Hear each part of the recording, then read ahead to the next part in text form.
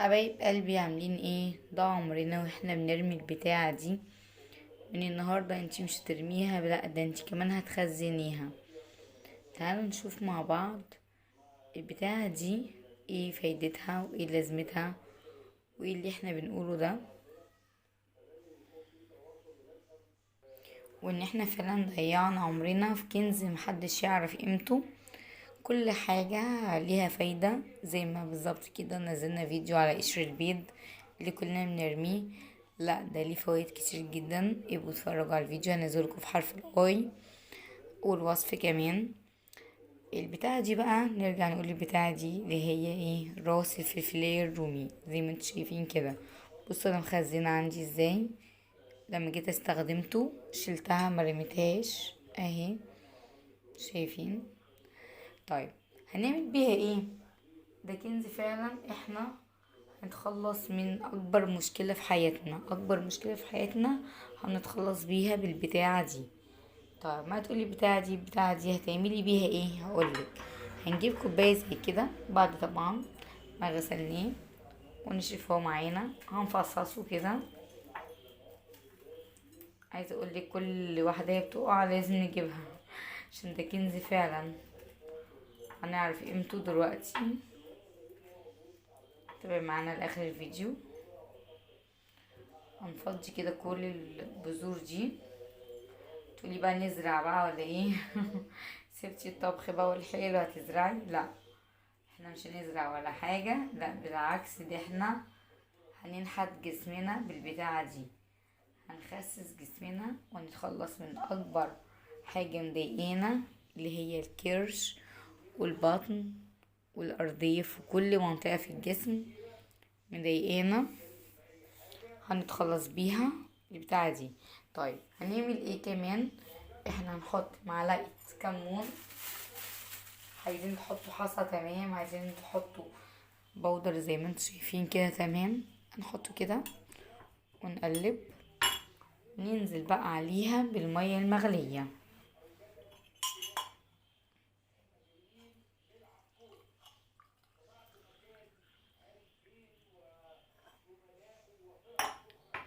بالشكل اللي انتوا شايفينه ده، ونقلب قلب قلب قلب. شايفين الليمونة السحرية دي؟ هننزل برضه عليه بالليمونة السحرية.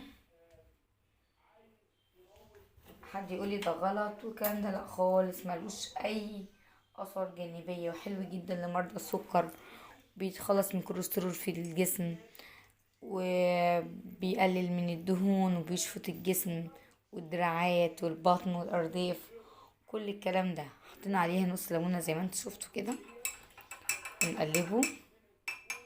عايزه بقى تنقعيه ليله كامله، حلو قوي قوي قوي. عايزه تستخدميه كده تسيبيه شويه وتستخدميه، تصفيه وتستخدميه تمام، هتقدري تستحملي تستني يوم. بس انا عايزه اقولك ان انت لما تعرفي الوصفه دي ليه كنز عندك في البيت بجد، وان احنا مدفعناش فيها اي فلوس، هتخسسك. اوعي تصدمي بقى، هتخسسك 10 كيلو بجد، هتخس 10 كيلو من البتاعة دي اللي احنا كلنا كنا بنرميها. هنسيب بقى المشروب ده شوية كده. طب لو سيبناها 24 ساعة زي ما بتقولي او ليلة كاملة، هنشربها باردة؟ لا طبعا، هنغليها تاني ونشربها دافية. لازم تبقى دافية، ما ينفعش اي حاجة تخسيس تبقى باردة. وفي عندنا حيلة كمان، لو جبنا ازازة مية حطينا فيها شريحة خيارة، شريحة ليمون، على نعناع، على جنزبيل، على قهوة خضرة، رج رج رج رج رج، واشربيها بقى كل شوية وانت رايحة داخلة التلاجة، اشربي بق اشربي بق اشربي بق، بجد مفعولة مفعول السحر. ديت كانت وصفتنا. هنصفيها زي ما احنا عايزين ونغليها ونشربها، نسيبها ليلة كاملة. انا افضل ان انا اسيبها ليلة كاملة. طبعا حبيتوا تصفوها تمام، ما فيش اي مشكلة، وتشربوها على طول دلوقتي.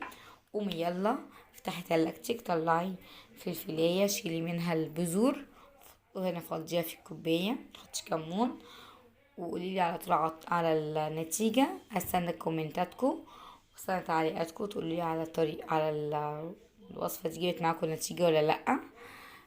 وفي وصفات كتير انا منزلاها، حابين تشوفوها بطرق مختلفة، كل واحد حسب الطريقة اللي تعجبه واللي تناسبه، مفيش اي مشكلة خالص.